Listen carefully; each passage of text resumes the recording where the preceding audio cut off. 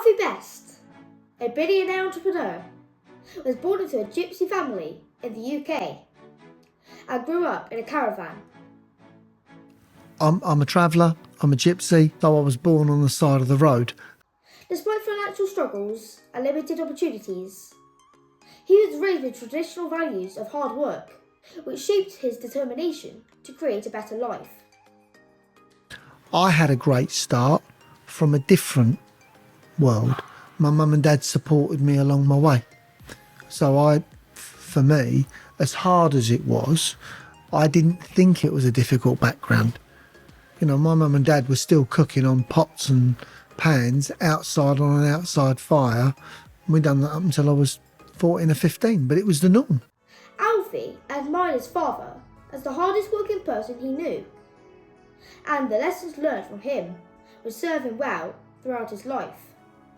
Many years ago, and I'm talking when I was 8 years old, and my dad is a worker. He's not a businessman as such. And we were sitting watching the TV. There was this television programme. It was about a guy that, it wasn't the lottery he won, but he won some sort of fortune. Only a young guy.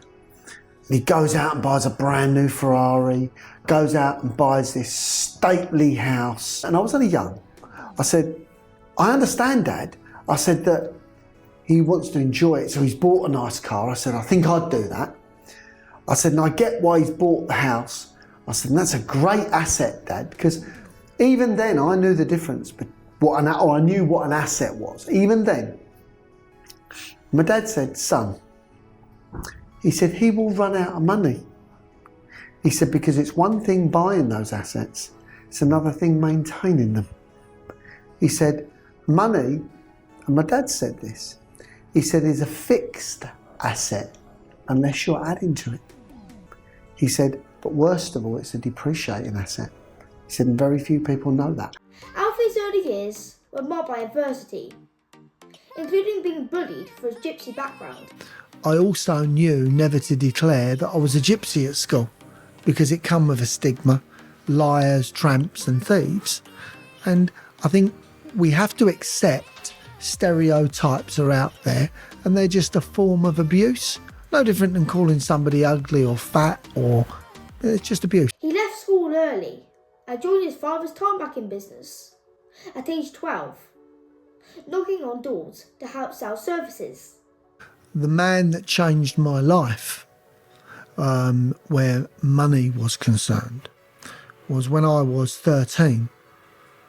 I took a job tarmacking off of a man called Mr. Hambro, from the Hambros family, Hambros Trust, Hambros Pension, in Harpenden at the Harpenden Estate.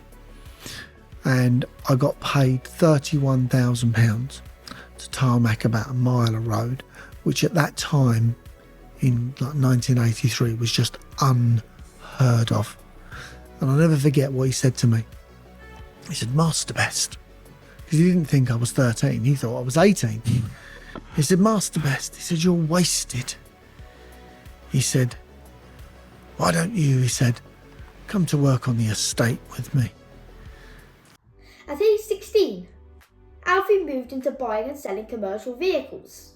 Buying and selling commercial vehicles. And what I used to do was go to, first auction that I went to was Enfield auction. And I used to buy four-wheel drive vehicles.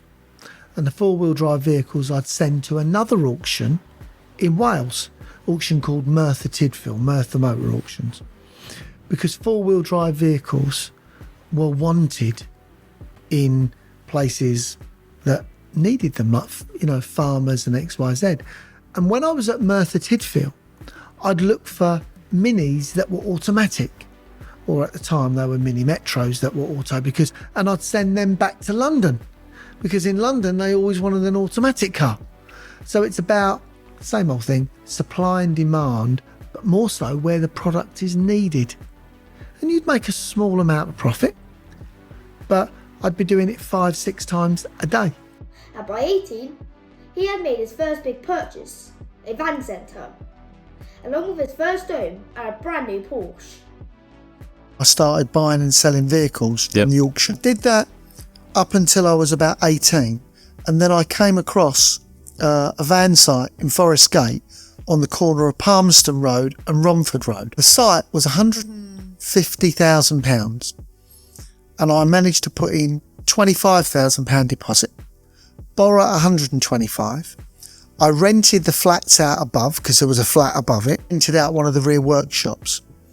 And all of a sudden I was paying half my mortgage. I bought a house in Collier Row in Romford, and I bought that for £350,000. Put £75,000 down. I did the place up and automatically overnight it was £550,000. Just crazy stuff. I bought some flats in Palmerston Road, either £65,000 or £75,000, and again I think I put like £20,000 in. Went in there myself. Yep. Painted, decorated it, did what needed to be done. Did the place, rented them. All of a sudden the price skyrocketed. Up until I was 20, I thought I could walk on water. I really did. I thought I could walk on water. You know, I was making £150,000 a year.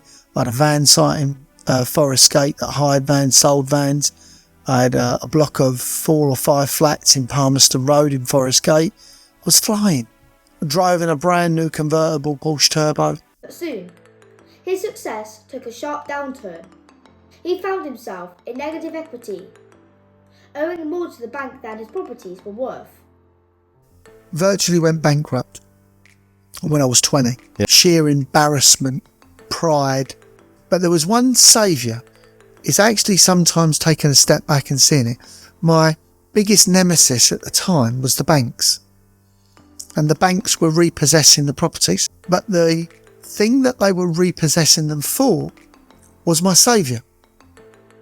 And it was a thing called negative equity. So what they did, they looked at the value of the property, and a house that was worth $550 was now worth $200. A block of flats that was worth, say, $300 was now worth $100.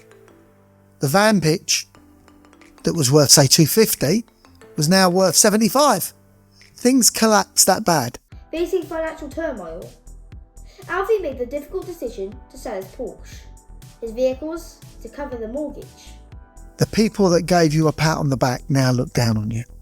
The people that were praising you up, telling everybody what a whiz kid you were, and the hurtfulness that you feel for that takes a lot of breaking through. You do what you have to get where you want to.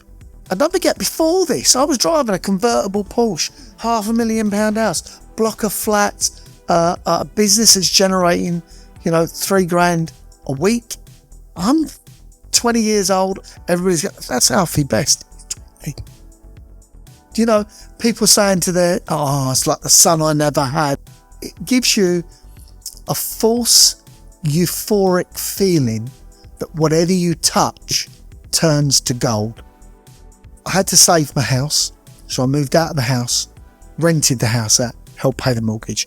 I had nowhere to live, so I put a mattress in the back of the van, slept in the back of the van. I rented the site out, scraped by to pay the mortgage, the flats, and I was having more bad payers.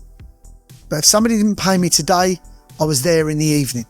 Sorry, you gotta go. So as long as I paid those mortgages, they didn't repossess them. People that think as long as you pay your mortgage, the bank won't repossess, I'm wildly wrong. Banks have change of flavour. We need to be out of this market. We're going to lose our money. So I made sure the mortgages were paid. Because I paid the mortgages, I managed to hang on by the sheer skin of my teeth. He rented out properties to cover the mortgage and worked hard to keep going. Even taking a job in a mobile phone shop for £70 a week. And I then started driving around London looking for a job or for something to do. Was I going to go back cold calling? And I really didn't want to do that, but I would have done. If needs must, what is it? Have to is a great master. Having to do something masters us all. Yeah. So I didn't have money to do market research. So I did the next best thing. I looked for a business with a queue, where there were people queuing. Now, I came across 2 businesses. One was takeaways, They were thriving businesses. Yeah.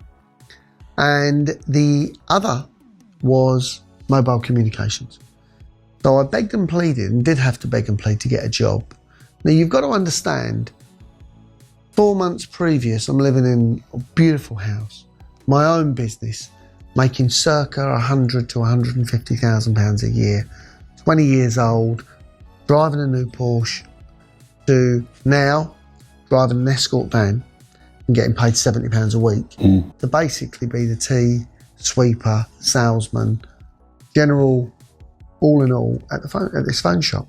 Within a year and a half, Alfie had started a phone mobile business and soon had opened 18 stores across the UK, eventually selling his mobile phone business to Vodafone.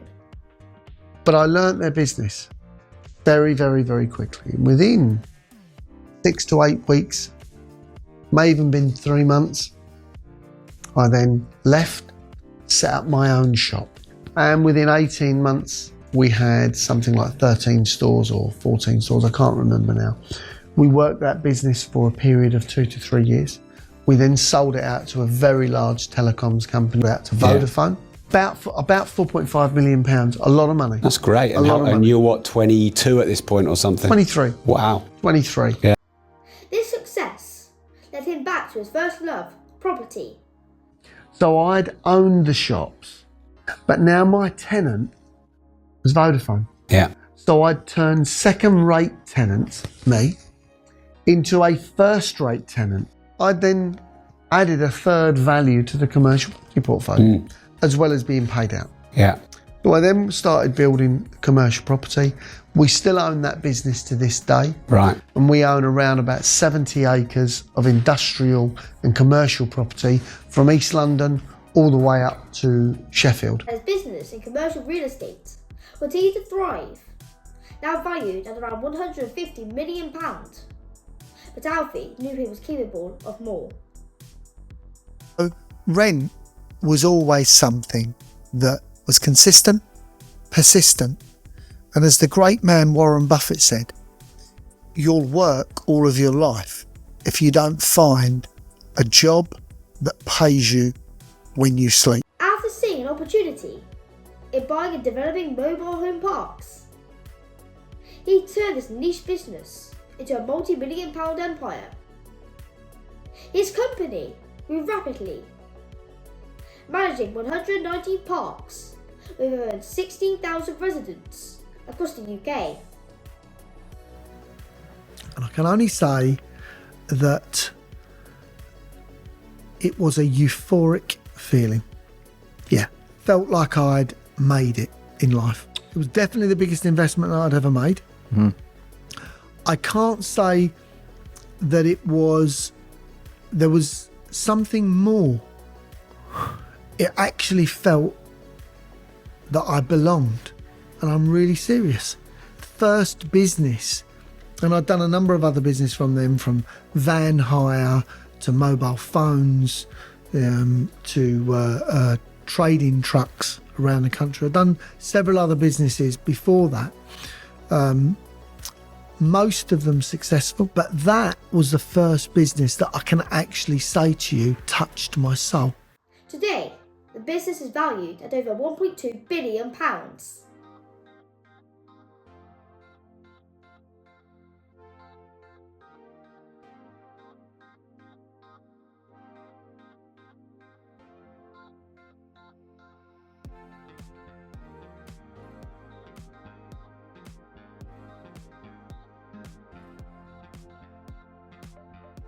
That's on the right-hand side here by the river.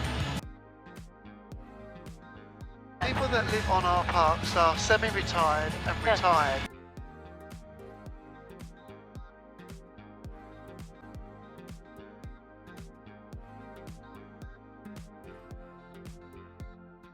Alfie's rise from humble beginnings has made him a symbol of the rags to riches story. Despite his massive wealth, he has stayed connected to his gypsy roots, remaining grounded in his values of hard work, family, and resilience. His life proves that with determination and hard work, anyone can overcome adversity and achieve success.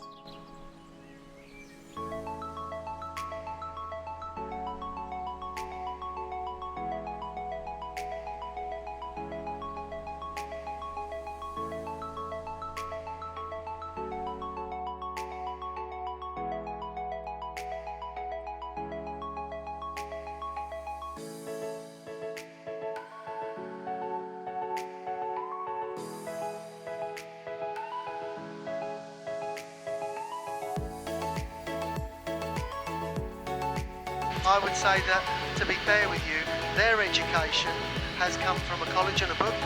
My education has come through the knocks and the hard knocks of life. And life is the best education.